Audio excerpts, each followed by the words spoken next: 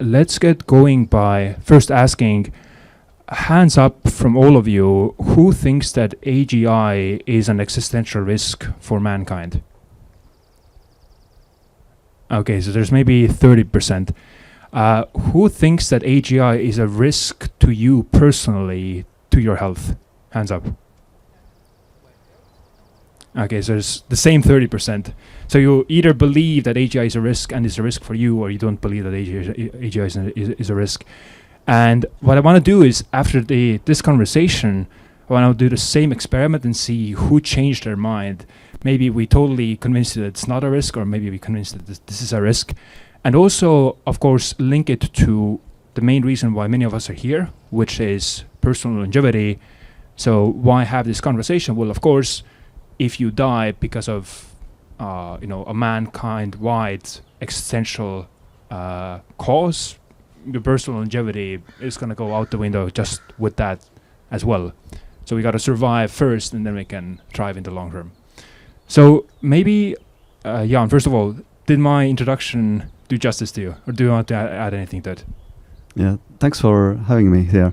I mean, yeah, it's fine. I have collected so many associations over the time, so it's kind of fine to just have like a sample of them. But yeah, I've been supporting various organizations who are trying to make future go well, including the organization who's running this shop here, and co-founded a couple of them. One is in the Cambridge, UK Center for the Study of Existential Risk, and the other one is indeed Future of Life Institute. So you founded the Future Life Institute in 2015. So you've been thinking about this now deeply for a long time, 11 years. And you are also one of the earliest investors in Anthropic and in DeepMind. So you're very deeply in the AI space. But on your website, you say that you think today everyone under age of 60 is possibly personally at risk from AGI. And that is a very strong statement to make, particularly from someone with your background. So maybe walk us through, first of all, why is AGI an existential risk? And why is it a personal risk for us possibly today? A little bit awkward to kind of like give the kind of basics in a place that is like kind of seeped in this thinking. For example, one really great resource is the report AI 2027 that just came out from people around here. I was happy to support that effort, but like. And also, like, there are so many ways to kind of frame this thing, but I guess like one way to frame it is that we have enjoyed this 200,000 long period during which we, the Homo sapiens, have been kind of the main future shaping force on this planet. And there is a reason why the chimpanzees were not that. And if you look at what is the difference between Homo sapiens and chimpanzees, the list of capabilities fits on a piece of paper. And that list of capabilities also is the list of capabilities that is now enjoying like tens, if not hundreds of billions of dollars per year when it comes to trying to replicate them in silicon. And I think these tens or hundreds of billions are going to be successful pretty short. Yeah. Now the question is like how comfortable we will be as second smartest species on this planet, especially given that we have like no relation. Like we have like some weird relationship with the new species where it's not biological. Its potential runs like a million times faster. So we are kind of like more like plants from its perspective. Yet on the other hand, it's kind of like deeply seeped in our culture. So it's very unclear like how this kind of constraints going to play out. So beyond AGI risk, there are other existential risks like like an asteroid strike, like a nuclear war, like a seriously engineered bioweapon that would take us out. Why is AGI risk special? Like, what is it about that and that game theory that makes it so much worse than these other potential risks? So one thing is just probabilities. Like currently, it seems to me that like the asteroid risk, which indeed is there, like back in the background, which kind of informs also our it should inform our risk tolerance. We shouldn't like reduce the risk from AI or other things like below the background risk, and that is like 1 in 10 million per year or something like that. So that's like fairly constant. And like bio risk, especially like synthetic bio risk, I think that's like up on as like second highest risk on my sort of ranking. But I think this is still like significantly smaller. But my take is like at this point in history, the AI risk is roughly like 2 orders of magnitude higher than all the other risks combined. And like even if the other risks, like such as synthetic bio risk, would materialize, it probably at this stage would be unclear whether it would be like synthetic bio. It would be unclear if we should call it like synthetic bio risk or like AI risk that just materializes through synthetic bio. So let's say here we are today in 2025. We have something that already looks like an AGI. It's definitely superhuman in many capacities compared to what we can do. But it's not yet self-sustaining. It's not yet agentic. If you were to play this game forward in terms of the speed of growth at which we see AI develop today, the capacities that's been able to onboard, and the fact that in the long run it is very, very difficult to align or control something that is much smarter than you are. Like it is, you can imagine like an ant trying to align a human or control a human. How do you see the timelines paying out? And if you had to propose like a plausible scenario or like one of the highest likelihood scenarios, if we do not change anything today, how would this game play out into the future? Yeah, but again, kind of refer people to AI 2027. I think Scott Alexander, who was one of the authors of it, said like in a funny way that look, it's going to be gradual. The AI development is going to be gradual, and the changes are going to be gradual over the next century or so. The problem is that the next century is going to play out in 2027 because it's going to run in machine speeds. And the scenario really is that like now there's a lot of effort trying to make AI recursive self-improving because like the biggest bottleneck to further AI progress. Okay, the big picture is that like the labs and the countries are kind of in a race when it comes to AI, and so they're like really trying to address like what are the bottlenecks for them to go faster. And the bottlenecks currently basically are compute, which is being kind of explosively installed in data centers, and energy, which is being contracted, and then like the engineering, which is going to be increasingly automated. So AI 2027 takes this seriously. Okay, what happens when you successfully automate AI research? How things are going to, once you remove this human bottleneck from further AI progress, at least on the software side, how things will play out. And the natural conclusion is things will go much, much faster.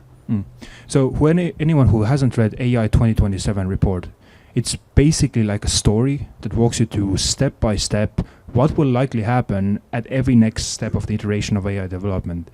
And what Jaan is referring to is the fact that there is a race to get to the highest agentic capacity first, the AGI that is aligned to us, to this country, to my organization, right? Because that could be the god in the quote-unquote bottle. And the race happens by the acceleration happens by AGIs or AIs that are being built are now being used to build the next version, and the next version, and the next version. So every version of AI or AGI that comes out will be faster at generating the next one. That's where we get the acceleration. And that's where we also possibly get these runaway intelligence explosion effects, unless they are limited by these 3 things, which is effectively energy or compute or infrastructure, right?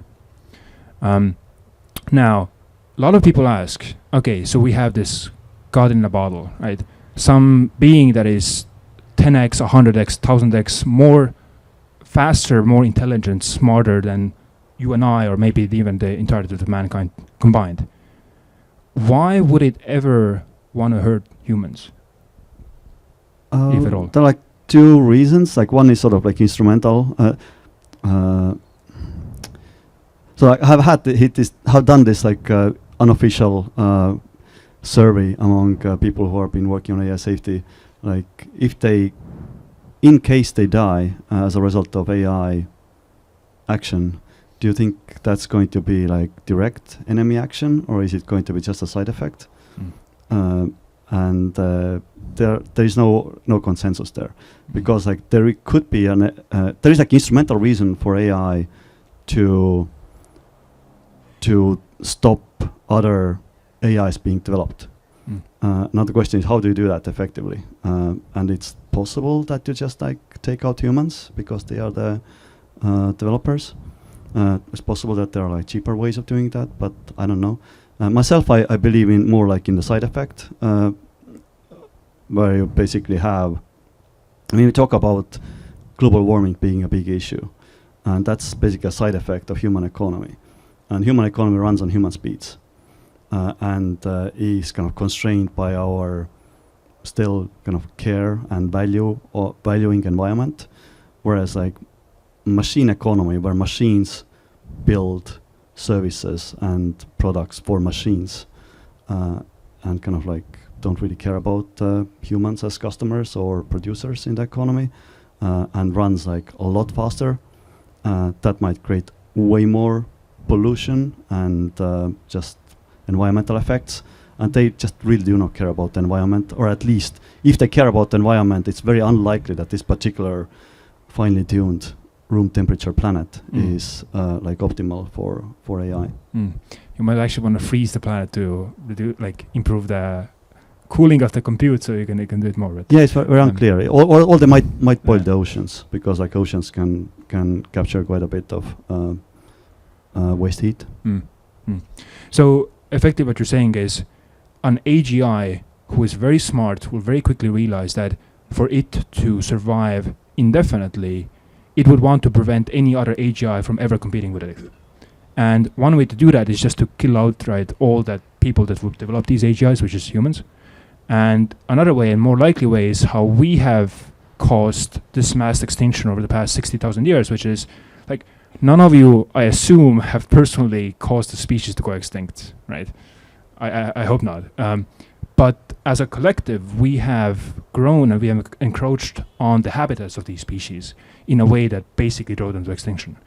And that's where the quote unquote existential risk comes in. Yeah, side effect of not caring about certain aspects of the world. Yes. Or not caring enough, at least. So these are some of the arguments on why this is a risk. Now, what do you think are the timelines, and what do you think are the most highest value options or strategies for us not to end up in that future? Yeah, I mean, I'm very uncertain about the timelines, but it's like, yeah, I can't rule out like very short timelines like the AI 2027 has on its title. When it comes to like what can we do, so like one thing I really appreciate, I've been kind of like not just personally but also kind of supported philanthropically some kind of longevity efforts, and I do think there is like this common denominator between people who are kind of concerned about kind of AI future and people who basically try to do like longevity bio research. And the common denominator is that there's a piece of people who want to live, and I think it's LFG, right? Life is good. So and I think it's like the two things. Like one is that it's valuable to have kind of division of labor. So it's I don't want to kind of call everyone to just focus on AI now. Like let's have like division of labor and not be like fanatics, because future really is uncertain. On the other hand, like, please read up on it at least. And it's very easy in this this area because they're like just literally the top experts in the world are around you. Because like, yeah, in my opinion, likely your personal lifespan, as it says on the website, is now going to be limited by AI and less so by bio. And if I had to add something on the timelines there, at least that report and some reports suggest the next 3 to 5 years is not the timeline when we would personally necessarily die, but when we flip the switch from having an AGI that is no longer under our control, even though it feels like it is. And again, definitely read this report, but the plausible way in which they describe this is, look, we're going to build an AI that is 10 times better than ChatGPT. You all use ChatGPT, I assume, because it's very good. So we are going to elect it into our own offices and put it into positions of control where it'll do good at first, probably for a while. And then it could feel safe for us for some time that we are coexisting with these AIs, but in fact, we are no longer in control. And that's where the... Yeah, it's very possible that the loss of control happens. I mean, it's even possible that loss of control has happened because, like, whenever I say that, look, we might go slower, people go like, oh, we can't do that, which is like a sign of loss of control. Right. So, and of course, you can't do that because we are in this Moloch's gambit where everyone is racing ahead, and if you know you stop, they're not going to stop. So everyone keeps on going, and that's a dangerous game theory. Yeah. I actually literally talked to one top AI researcher recently, and he said, like, look, I would like to go slower, but capitalism doesn't want me to. Yeah.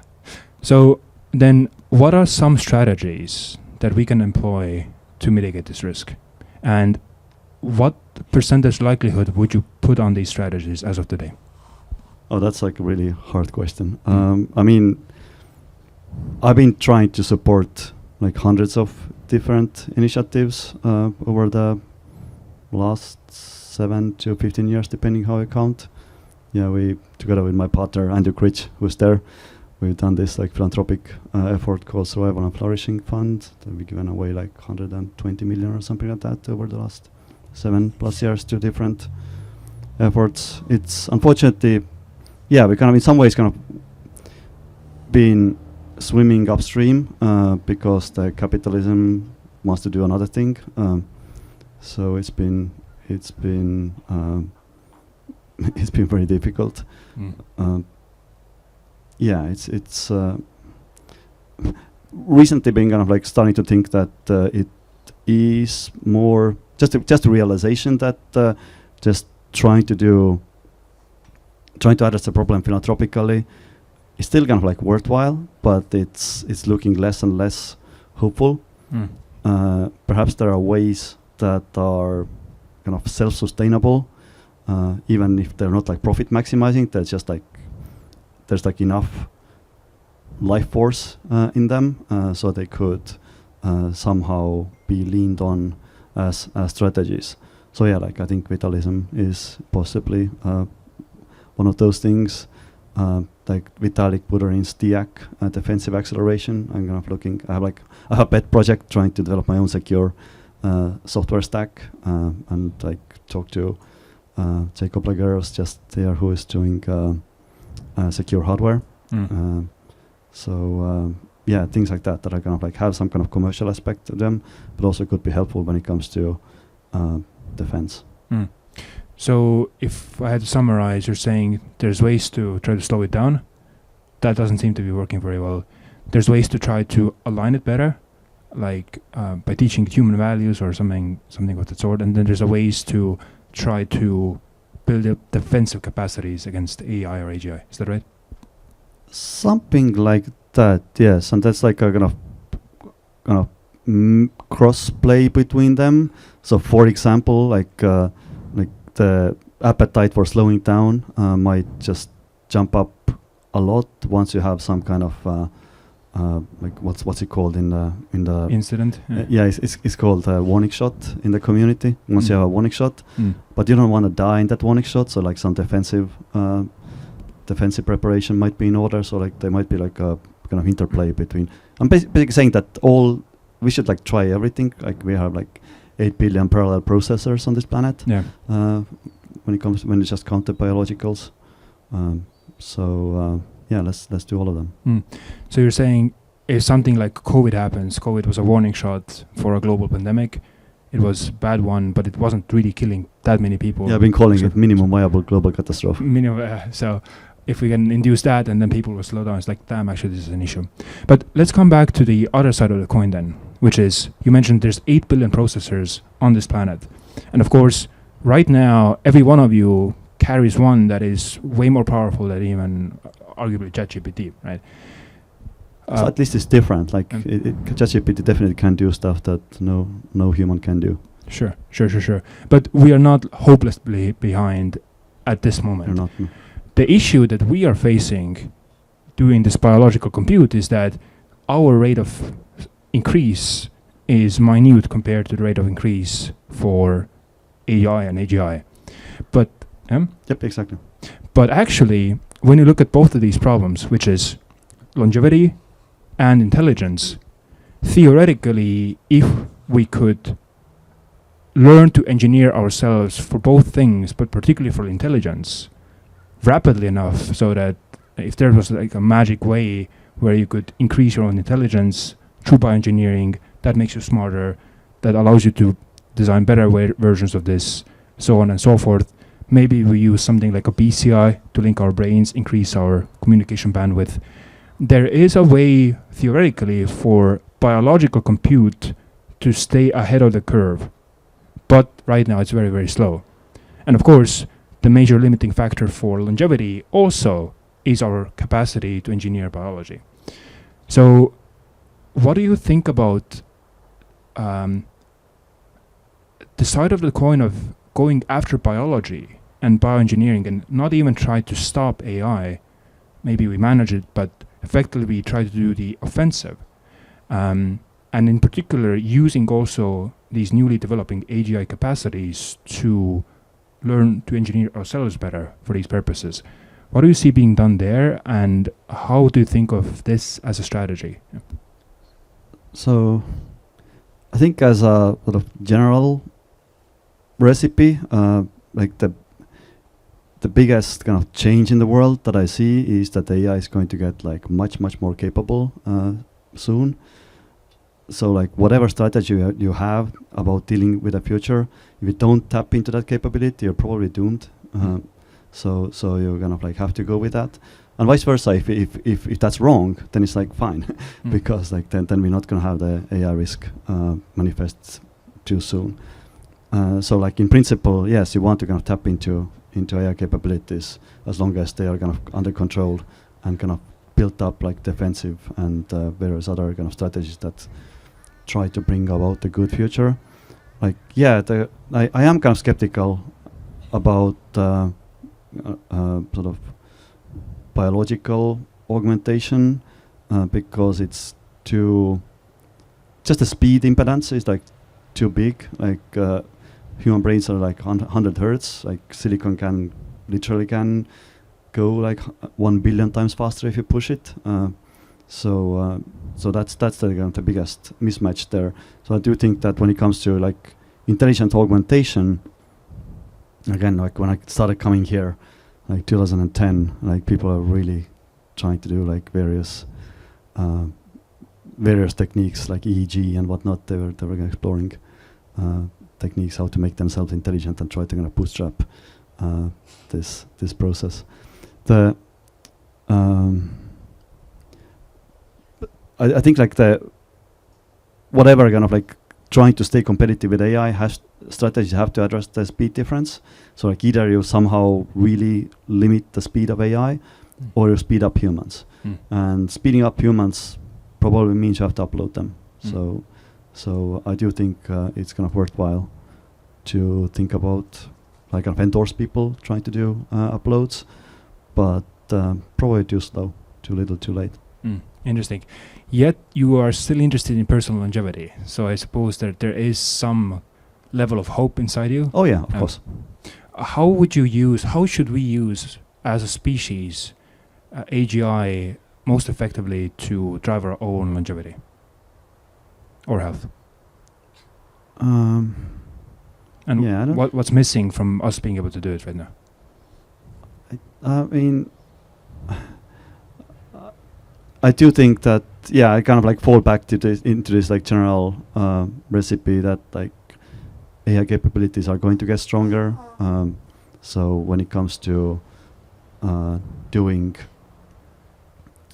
like sort of, as it called, kind of like mundane utility, getting kind of just AI to accelerate the things that we want, which, yeah, basically having better modeling of humans, better modeling of this complicated system that is our biology, and tapping into the fact that there are different minds, and they are more patient, they're more consistent, they can be more consistent.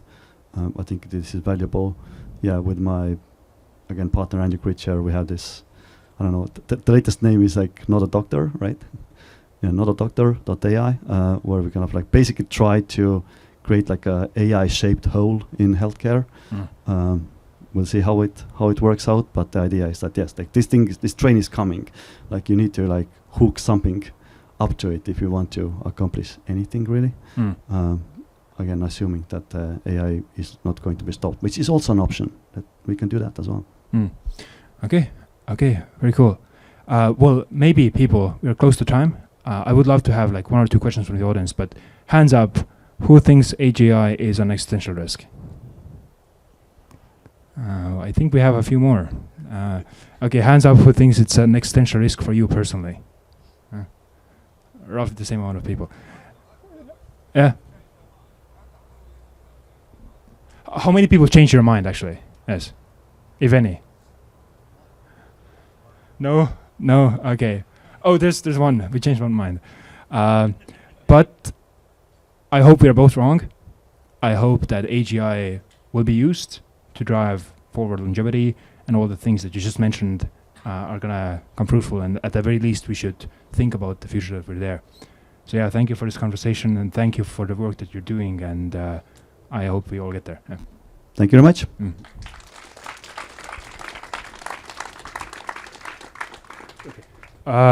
Maybe one question from there. Thank you so much. I was wondering, there are a lot of people who have been successful entrepreneurs, there are a lot of high net worth individuals who care both about extending lifespan and addressing the risks of AI. A lot of people talk about it on social media. As we heard earlier, you definitely have put your money where your mouth is, but many people don't. And I was just wondering what the journey was like for you to go from starting to care about this issue to deciding to put money into it, and if there's anything we can do as a community to have more people go on that journey of going from caring about it to putting their personal money into solving these problems. Yeah, this is a great question. I mean, my journey was that I just stumbled upon Eliezer Yudkowsky's writings in like 2008, I want to say, and he was just making arguments that were convincing to me, and I kind of flew over at one point here and met up with him and kind of went from there. And like I'm a programmer. If the logic is sound, it must work. So that's the thing, which seems to be different in many cases. Like one of the first things when I came here was to had a meeting with Peter Thiel, and he was already kind of supporting some of that effort. And I went to him with a laundry list of things to do, and on top of it I was trying to get other kind of wealthy people pay attention to that. And I might be misremembering, but my memory says that his response was like, "Look, this is completely useless. People who have gotten to the point of like being very successful, they have the experience of always being right. So if you go to them and saying that you missed the most important thing in the world, they're just like, okay, that's cute, but get out of here." And so I didn't listen to Peter's advice, so I did that anyway. But yeah, he was right. I met with like a dozen billionaires in the next few years after that. But like, yeah, none of them didn't do anything. Okay. Quick question. You mentioned about people in longevity and people concerned about existential risk have in common that they want to live. Yes. You've also, I've heard you say on other occasions that you want to see more talent and more effort in AI focused on caring for humans. Can you say more of your perspective on that? Yeah, thanks for the prompt. I guess